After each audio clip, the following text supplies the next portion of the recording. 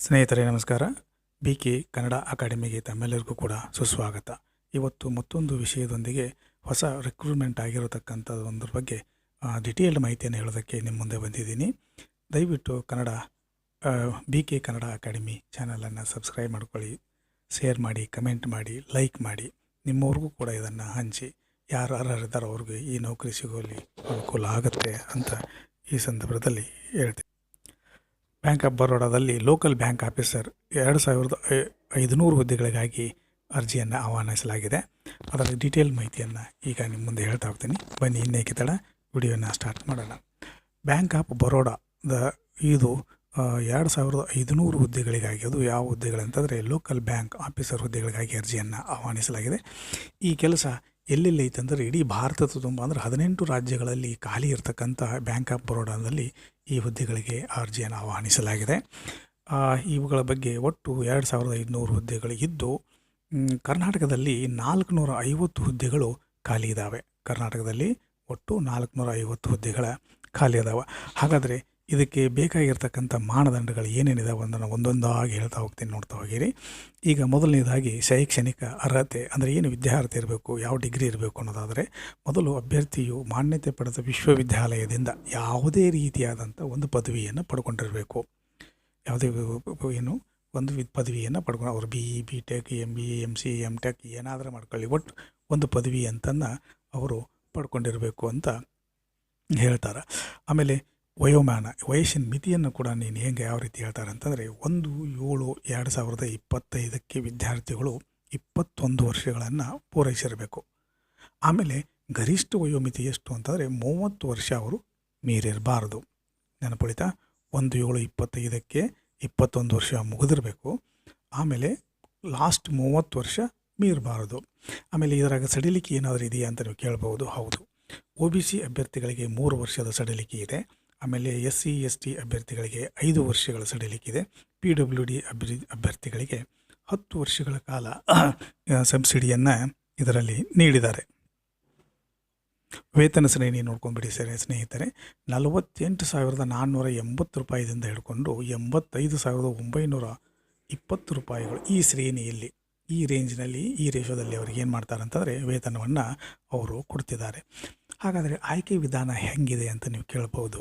ಇದು ಆನ್ಲೈನ್ ಪರೀಕ್ಷೆಯೊಂದನ್ನು ನಡೆಸ್ತಾರೆ. ಭಾಷಾ ಪ್ರಾವೀಣ್ಯತೆ ತುಂಬ ಮುಖ್ಯ. ಯಾಕಂತಂದರೆ ನೀವು ಯಾವ ರಾಜ್ಯದಲ್ಲಿ ಅರ್ಜಿಯನ್ನು ಸಲ್ಲಿಸ್ತೀರೋ ಆ ರಾಜ್ಯದ ಮಾತೃಭಾಷೆಯಾಗಿರ್ತಕ್ಕಂಥದ್ದರಲ್ಲಿ ನೀವು ಓದಲು, ಬರೆಯಲು ಮತ್ತು ಬಂದವರ ಜೊತೆಗೆ, ಗ್ರಾಹಕರ ಜೊತೆಗೆ ಸಂವಹನ ಮಾಡಲು ನೀವು ಆ ಭಾಷಾ ಪ್ರಾವೀಣ್ಯತೆಯನ್ನು ನೀವು ಹೊಂದಿರಬೇಕು ಮುಖ್ಯವಾಗಿ. ಆಮೇಲೆ ಇಲ್ಲಿ ಒಂದು ಟೆಸ್ಟ್ ಕೂಡ ಅವರು ನಡೆಸ್ತಾರೆ, ಒಂದು ಪರೀಕ್ಷೆಯನ್ನು ನಡೆಸ್ತಾರೆ. ಆ ಪರೀಕ್ಷೆ ಯಾವ ರೀತಿ ಇರುತ್ತೆ ಅಂತಂದರೆ, ಇಂಗ್ಲೀಷ್ ಭಾಷೆಯ ಬಗ್ಗೆ ಒಂದು, ಆಮೇಲೆ ಬ್ಯಾಂಕಿಂಗ್ ನಾಲೆಜ್ ಬಗ್ಗೆ ಮತ್ತು ಜನರಲ್ ಹಾಗೂ ಎಕನಾಮಿಕ್ಸ್ ಅವೇರ್ನೆಸ್ ಬಗ್ಗೆ ಇರುತ್ತೆ. ಆಮೇಲೆ ರಿಸೋಯಿಂಗ್ ಅಬಿಲಿಟಿ ಬಗ್ಗೆ ಇರುತ್ತೆ. ಒಟ್ಟು 120 ಪ್ರಶ್ನೆಗಳಿಗೆ 120 ಅಂಕಗಳು ಇರ್ತವೆ. ಒಟ್ಟು 120 ನಿಮಿಷ. ತಿಳಿತಾ? ಇದಿಷ್ಟು ಆನ್ಲೈನಲ್ಲಿ ನಡೀತಕ್ಕಂತಹ ಪರೀಕ್ಷಾ ವಿಧಾನ. ಭಾರತ ದೇಶದಲ್ಲಿ ಬೇರೆ ಬೇರೆ ರಾಜ್ಯಗಳಲ್ಲಿ ಬೇರೆ ಬೇರೆ ರೀತಿಯಲ್ಲಿ ಪರೀಕ್ಷಾ ಕೇಂದ್ರಗಳಿದ್ದರೆ, ಕರ್ನಾಟಕದಲ್ಲಿ ಬೆಂಗಳೂರು, ಕಲಬುರಗಿ, ಉಡುಪಿ, ಶಿವಮೊಗ್ಗ, ಮಂಗಳೂರು, ಹುಬ್ಬಳ್ಳಿ, ಧಾರವಾಡ, ಮೈಸೂರು ಇಷ್ಟು ಪ್ರದೇಶಗಳಲ್ಲಿ ಏನು ಮಾಡಿದ್ದಾರೆ ಅಂತಂದರೆ ಪರೀಕ್ಷಾ ಕೇಂದ್ರಗಳನ್ನು ಅವರು ತೆರೆದಿದ್ದಾರೆ. ಇನ್ನು ಅರ್ಜಿಯನ್ನು ಹೆಂಗೆ ಸಲ್ಲಿಸಬೇಕು ಅಂತಂದರೆ, ಅಭ್ಯರ್ಥಿಯು ಆನ್ಲೈನ್ ಮೂಲಕನೇ ಅರ್ಜಿಯನ್ನು ನೀವು ಸಲ್ಲಿಸಬೇಕು. ಆನ್ಲೈನ್ ಮೂಲಕ ಅರ್ಜಿ ಸಲ್ಲಿಸುವ ಮೊದಲು ಬ್ಯಾಂಕ್ ಒಂದು ಅಧಿಸೂಚನೆಯನ್ನು ಹೊರಡಿಸಿದೆ. ಅದನ್ನು ನಾನು ಅದರ ಲಿಂಕನ್ನು ಡಿಸ್ಕ್ರಿಪ್ಷನ್ನಲ್ಲಿ ಕೊಟ್ಟಿದ್ದೀನಿ. ಒಂದು ಸಲ ಆ ಅರ್ಜಿಯ ಫಾರ್ಮ್ಯಾಟನ್ನು ಮತ್ತು ಅಭ್ಯರ್ಥಿಯು ಆ ಇಡೀ ವಿವರವನ್ನು ಒಂದು ಸಲ ನೋಡ್ಕೊಂಡ್ಬಿಟ್ರಿ. ಅಧಿಸೂಚನೆಯನ್ನು ಒಂದು ಸಲ ನೋಡಿದ ನಂತರ ನೀವು ಅರ್ಜಿಯನ್ನು ತುಂಬೋದಕ್ಕೆ ಶುರು ಮಾಡಿ. ಬ್ಯಾಂಕ್ ವೆಬ್ಸೈಟ್ಗೆ ನೀಡಿದಾಗ ಅಲ್ಲಿಗೆ ಒಂದು ಲಿಂಕು ಕೊಟ್ಟಿದ್ದಾರೆ, ಅಲ್ಲೂ ಕೂಡ ನೀವು ಹೋಗಿ ನೋಡಿ ಅದನ್ನು ಓದ್ಕೋಬಹುದು. ಅಪ್ಲಿಕೇಶನ್ನಾಗಿ ತಿಳಿಸಿರ್ತಕ್ಕಂಥ ಎಲ್ಲ ಮಾಹಿತಿ, ಉದಾಹರಣೆಗೆ ಹೆಸರು, ವಿದ್ಯಾರ್ಹತೆ, ಮೊಬೈಲ್ ಸಂಖ್ಯೆ ಇತ್ಯಾದಿಗಳನ್ನು ಯಾವ ರೀತಿ ಕೇಳಿದಾರೋ ಅವುಗಳನ್ನು ಒಂದು ಸಲ ನೋಡಿರಿ. ಅಪ್ಲಿಕೇಶನ್ನಾಗಿ ಯಾವುದೇ ಪ್ರಮಾಣಪತ್ರ ದಾಖಲೆಗಳನ್ನು ಅಪ್ಲೋಡ್ ಮಾಡಿ ಅಂತ ಹೇಳಿದರೆ ಮಾತ್ರ, ಯಾವುದನ್ನು ಕೇಳಿದಾರೋ ಅದನ್ನು ಮಾತ್ರ ಏನು ಮಾಡಿರಿ, ಅಪ್ಲೋಡ್ ಮಾಡಿರಿ. ಆಮೇಲೆ ಅಭ್ಯರ್ಥಿ ಅರ್ಜಿ ಶುಲ್ಕವನ್ನು ಸಂದಾಯ ಮಾಡೋದನ್ನು ಮಾತ್ರ ಮರಿಬಾರದು. ಅದನ್ನು ಯಾರ್ಯಾರು ಎಷ್ಟೆಷ್ಟು ಅರ್ಜಿ ಶುಲ್ಕ ಪಾವತಿ ಮಾಡಬೇಕಾಗಿತ್ತೋ ಅದನ್ನು ದಿನಾಂಕ ಮತ್ತು ಮೊತ್ತವನ್ನು ಕರೆಕ್ಟಾಗಿ ಸೇರಿಸಿ ಅರ್ಜಿ ಶುಲ್ಕವನ್ನು ನೀವೇನು ಮಾಡಬೇಕು, ಪೂರ್ತಿಗೊಳಿಸಬೇಕು. ಹಾಗಾದರೆ ಅರ್ಜಿ ಶುಲ್ಕ ಎಷ್ಟಿದೆ ಅಂತ ನೀವು ಕೇಳಬಹುದು. ಸಾಮಾನ್ಯ ಜನರಲ್ದವ್ರಿಗೆ EWD ಮತ್ತು OBC ಅಭ್ಯರ್ಥಿಗಳಿಗೆ 850 ರೂಪಾಯಿಗಳ ಅರ್ಜಿ ಶುಲ್ಕವನ್ನು ಕೊಟ್ಟಿದ್ದಾರೆ.